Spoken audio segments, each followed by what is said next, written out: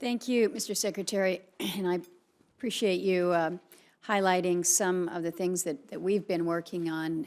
It was several years ago when we introduced the Energy 2020 and brought up for discussion at that point the energy-water nexus and the priority. And so it's good to see the department taking that and running with it, as you have mentioned.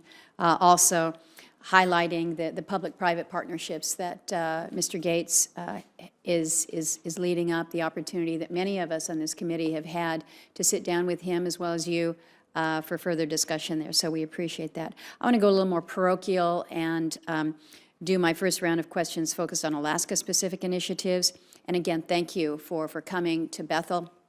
Thank you for your commitment to try to make a difference out in places where there is no energy grid, so to speak.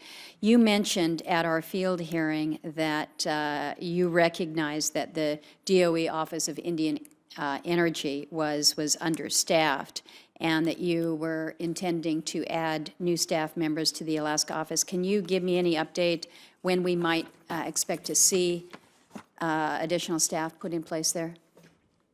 Yes, we have. The job description posted for the first of those positions, and I'm certainly looking to get at least 2 positions filled in the next, say, half year. But we'd like to get people there as soon as we can, and we have to go through a process, obviously, of advertising and competing. We'd also hope. Frankly, you could help make sure that we have an excellent applicant pool from Alaska itself, because local knowledge can only help be most effective. Well, we want to work with you on that because we too think that there needs to be a priority there of those who have lived and worked and raised their families in the regions and know some of the challenges, but also how we can overcome them. And may I add, yes, the evident innovation that's been displayed already within the state. Absolutely. Thank you for recognizing that. I want to ask more specific to the issue of microgrids themselves. And you heard from our Alaskan expert, Gwen Holdman there at the University of Alaska Center for Energy and Power. Recognizing that we have these islanded systems then in Alaska, what are your views on the department possibly changing the definition of microgrids to recognize that these systems in rural Alaska that are independent and not part of anybody else's grid are also a form of microgrid? Because we've come up with some definitional challenges here. I will look into whether there is a precise definitional issue in the department, but I can assure you we are and will looking at both grid-connected microgrids and completely off-grid microgrids.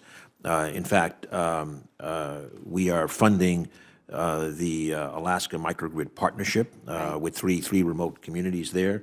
We have also have our national labs working on a design support tool for microgrids that will be work with the Alaska. Of course, we all know, in Fairbanks in particular, there's a very strong energy research center. So we are working on isolated microgrids. Indeed, as you used the word island, and in fact, 2 years ago we produced a document on island energy systems that that is drawn from experience in Hawaii. It's being applied in the Caribbean, and many of the same physical features, in effect, occur in Alaska. Well, let's work on that one, because if there is something that we need to correct, we'd like to do that with you. As we were saying hello here before the committee began, we discussed very briefly the DOE award that went to the village of Igiugig, and what they are doing within their river system to generate marine hydrokinetic energy. It's really quite exciting, and I appreciate the department stepping up and helping to facilitate that. The Office of Water and Power, though, appears to be emphasizing wave power research and demonstration projects over current projects, over tidal power technologies.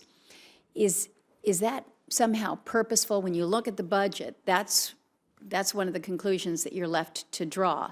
And we think that given what we have with the Kuskokwim and the Yukon, you saw the Kuskokwim when it was frozen solid, but it's moving underneath there. And being able to harness the power of our rivers as well as 33,000 miles of coastline is something that we're very, very interested in.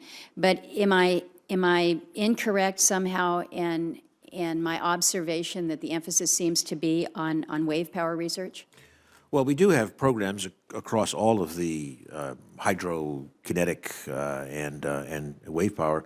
I will look more closely at that in terms of the balance of tidal, to be honest. Look at the funding, but because that's what got our attention. But may I just add the Alaska project with the turbine, and I will not attempt to pronounce the name of the village, but I think it's been a tremendous success. It was already pulled out and re-optimized, which gave a tremendously better performance. In its second year, it significantly cut diesel fuel use there, and so now with this new grant, it'll be about taking advantage of that and designing something which could be placed in a number of other locations as well. It is really exciting. It's very exciting. So thank you for recognizing that. Yeah. Senator Cantwell had to go off to another committee, so let's turn to Senator